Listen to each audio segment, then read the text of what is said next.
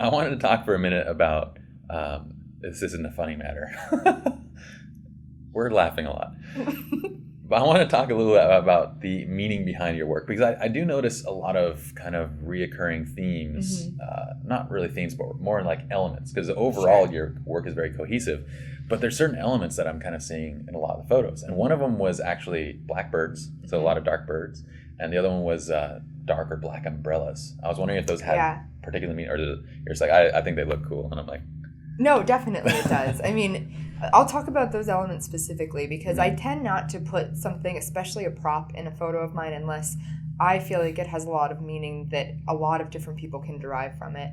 So with the blackbirds, which are mostly just seagulls that I try to turn black, so we don't get a lot of blackbirds around here. But birds in general, to me, the idea of flight is so fascinating because it can be a metaphor for, chasing your dreams or going down your particular journey, trying to flee from a place, trying to run away from something.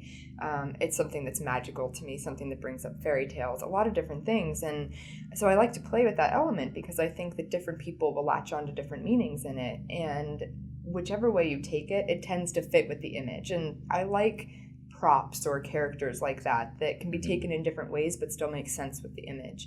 So umbrellas are sort of the same thing for me. It protects you, it protects you from the rain.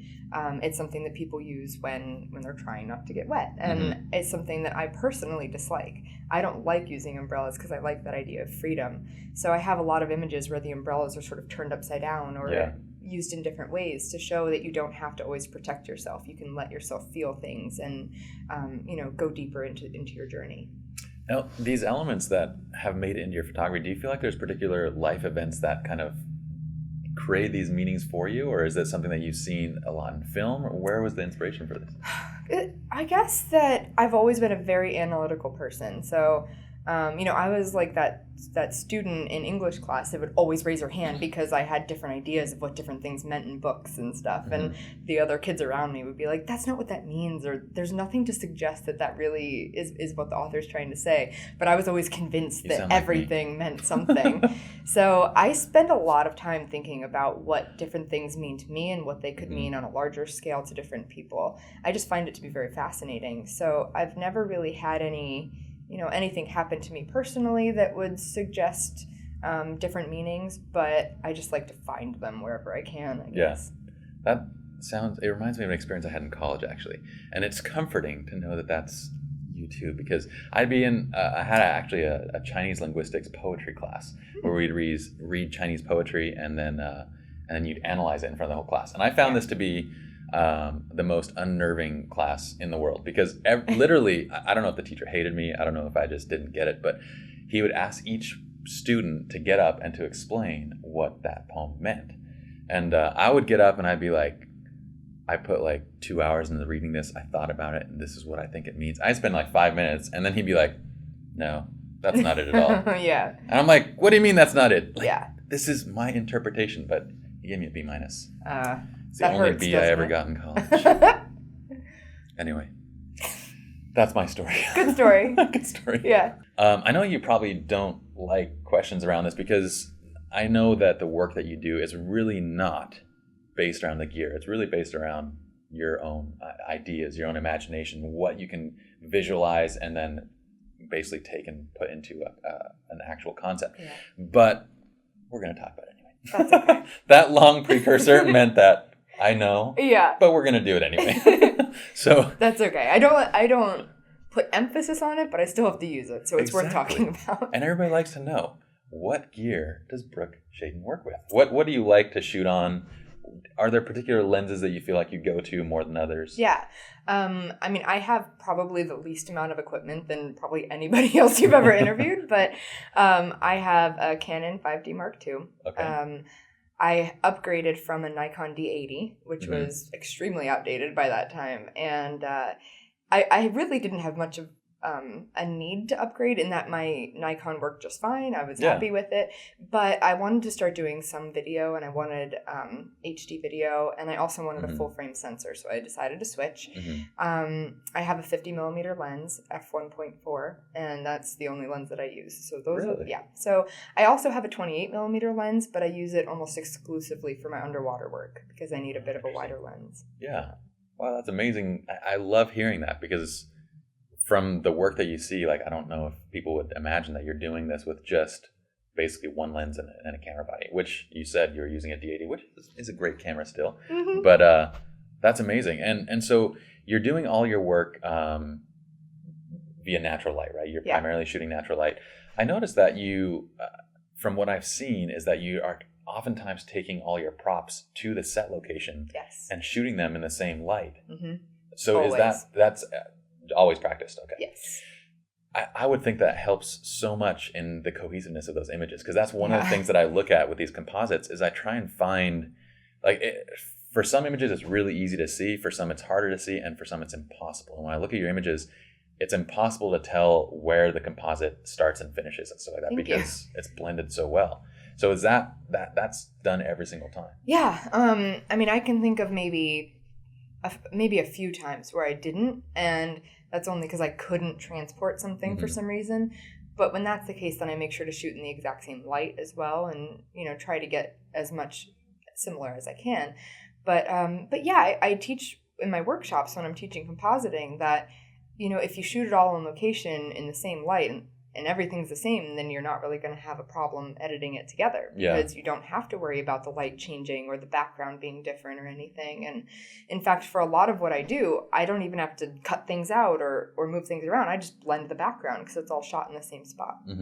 And typically are you shooting these like prop objects over a white or a background, or what are you? Nope, same as wherever I'm standing. So, if I'm shooting in the woods, I shoot it against the wooded backdrop. Same with the sky or whatever it might be. And if you need to cut it out, does that... If I need to cut it out, it depends. For example, I have an image where there's a ship floating in the sky. I saw that one. That's the one I was thinking of. Okay. And I shot that ship in a different location. And so to photograph it, I held up a towel behind it, a white towel. And I knew that the sky that I was shooting was going to come out white. So I could just pop it right in and I didn't have to do anything because it was white on white. Okay. So that's what I try to do if I'm going to move something, but it doesn't happen very often.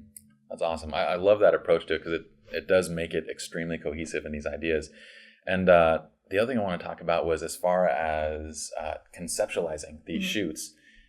I actually saw one on Flern. They had one of your storyboards, I want to call it. But it was like, I'm like, this is my kind of girl.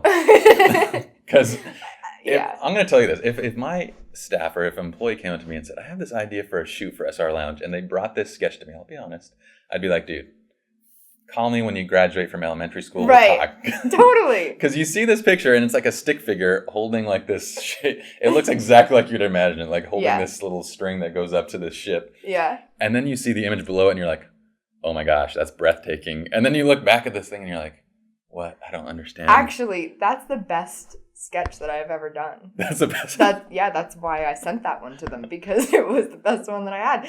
I'm very bad at drawing. I cannot draw to save my life. So I'll typically make a sketch that, that makes sense to me, but nobody else. And sometimes I'll give my sketches to my models to say, can you decipher what you have to do? And they never can. Yeah. And, but I usually also write a couple paragraphs to go along with it. So then I'm writing out everything from what color the dress is to what the location is, what the pose is like, and things like that. That's awesome. When I saw it, it kind of resonated with me because I really wanted to be growing up an artist, and this is kind of a sad story. It's not meant to be a Debbie Downer, but my high school teacher, it was to the point where basically, everybody's getting serious about their art, and we're spending like 20, 30, 40 hours on these portraits and stuff like that. And I have this portrait of Einstein that I'm doing, and I'm one of those kind of guys that gets really frustrated with things early on. I don't have a lot of patience. So basically you see like a piece of Einstein's face that looks beautiful. It looks awesome. And then I just started rushing my way through the rest of it. And so the rest looks like this weird hodgepodge of like, it just does not look good. Yeah. And my teacher came up to me at that point. He's like, art might not be the right direction for you. Yeah. And in a nice way. But then I was like, you're right. And I quit. Oh, that is a sad story. But then today, I do photography. Katie's got a sad face on. She's like, but I'm a photographer now, see? That's right. So, there. But I like it because that's exactly, if I were to conceptualize something, I'm like, I think I'm just going to do the same thing. I'm going to draw stick figures. Right. But it was hilarious to see how amazing like, I know you think about it in that, like, it's not as simple as what you drew on that paper, but to see the paper contrasted next to the final work was amazing. And we'll show that in the edit. So, okay. I had a couple other gear questions. So, okay. One of them was, do you ever shoot anything studio? Or like, do you ever shoot strobe or anything like that? Mm-mm. No? I don't. I never shoot strobes. But I just got some lights in the mail, so I'm going to start experimenting. Mm-hmm. I don't really have a desire to do anything with strobes, but I think that it would be fun to go out into the woods and take a single light and put a spotlight on somebody just to sort of get the effect that I try to do in the computer and camera, because I'm often trying to highlight the subject to make sure that they stand out from the background a little bit. So I think it would be fun to see what I can do with lights and just have fun with it. I don't plan on necessarily going forward with that as my new style or anything, Mm-hmm. but I'll play and see how Well, it I think goes. you have a good thing going too with just the way that you're doing, because for some reason it I don't know, whenever I thought composite, it never dawned on me to just go and shoot the props in the same scene with the same light. Yeah. I'm like, I kind of was always thinking of, if I'm going to do it, I got to mimic my strobe setup for all the props with the natural lighting in the scene. And then you're like, hey, that makes a lot of sense. Yeah. Brooks just takes the props over to the scene and shoots it there. Yeah. So if there was one quick tip from, and you can choose whatever you want, but if there was one quick tip that you could say, a piece of technology in your camera that just kind of saves your life, one camera tip that you could give, what would it be? Autofocus. Autofocus. We're keeping it simple. I can't manually focus to save my life. So all right. Pound it. That's right. I manual focus to get an artistic look. Yeah, mine would not look artistic. It would just look out of focus. And if I had to say something else, it would be the remote setting on my camera, because I'm often shooting by myself. I do a lot of self-portraits, so it's just me and my camera in the middle of nowhere. I can't ask anybody to push the shutter for me, and using a 10-second timer is the alternative, but that just means a lot of running back and forth between the cameras. So I love using the remote, and it kind of saves me on a lot of shoots, especially where I have to be really far away or barefoot on rocks or something like that. Getting back and forth can be very challenging. I do have a question with using a remote. How are you typically setting your focus? Because when I use my 10-second timer, like, I'll set it and I'll run back to the area and I'm like, oh, where was I standing? Right. Like, how do you know where you were? I do that a lot too. Yeah. And I try to guess, and I'm really, this is going to sound bad, but I'm not a stickler for focus. So if my eyes aren't in focus, but my nose is or something, I'm fine with that, because it's not about, focusing on the eyes for me. So, but in general, I do try to get myself in focus. So I do two things. First of all, you can autofocus with the remote. So if you're standing and you're clicking, it will autofocus on you. As long as the focal point is on you. You. Yes. Okay. So I set that first, know generally where I'll be. And if not, then I tend to bring a second tripod with me. I set it up, focus on the tripod, and then move into that spot and just throw the tripod out of view. Oh, that's a good way. Do you literally chuck it? Oh yeah, I chuck it. I have a lot of it? Behind the scenes shots with me, my tripod laying somewhere, and so this poor tripod has probably the worst job in your gear. Every tripod has the worst job. I mean, I've got sand in all my tripods. I've got mud all over them. It's really bad. Poor tripods. I also have 6 tripod heads and no tripods to go with them. Isn't that unusual? I actually lost the tripods, not the Wait, you lost the tripod legs? Yeah. I still have the connector, though. That's impressive. Yeah, I think we got a pounder for that. That's pretty awesome. So we talked about stick figures and how you like to kind of draw and conceptualize. But I wanted to talk about like when it goes into planning a shoot. So after you have a vision of what you want in your head, you have kind of an idea of the way you want to go about it. What's the next steps in planning? Do you look for location? Are you looking for models? What do you typically do? Well, I suppose it depends a little bit, but the way that I work doesn't really change too much from one shoot to another. So I will typically just think first. I'll spend weeks, months, any amount of time planning, and I'll start thinking without limitations. So I don't think, okay, I know that I have a forest near me, so I can shoot there. So what should I do with that? I tend to think if I could shoot anywhere in the world, what would that look like? And I start planning from there. So I get this crazy idea together, and then I think, how can I make it work? And there's almost always a way to make it work. So instead of limiting myself by what I have around me, I try to think big and then find whatever will make that happen. So I think first, I have my whole idea in place. I make sure that I know what location I'd like, what character I want to create, what pose I want, what dress, things like that. Once I have all of that together, that's when I start to put it together. So I'll start to say, okay, I want to shoot on a block of ice. Where am I going to find that block of ice? How can I create it? I find my character after that. I choose wardrobe based on that. And so that's kind of how it goes. I'll create my stick figure drawing. I will write out a few paragraphs of every detail from, the height of my tripod to what it's going to look like in post-processing. And then I start to call people and put it together. Do you find these shoots get pretty expensive or? No, never. No? I would say, I think the most I ever spent on a photo shoot was about $300. Wow. And that was big for me. I mean, that was I really had to get a good picture from it to justify that. And that was actually the ship photo that we were talking about earlier with the ship in the sky. And I wanted a really impressive looking boat. Yeah. Because, I could have shot a little miniature boat and made it look bigger if I wanted to.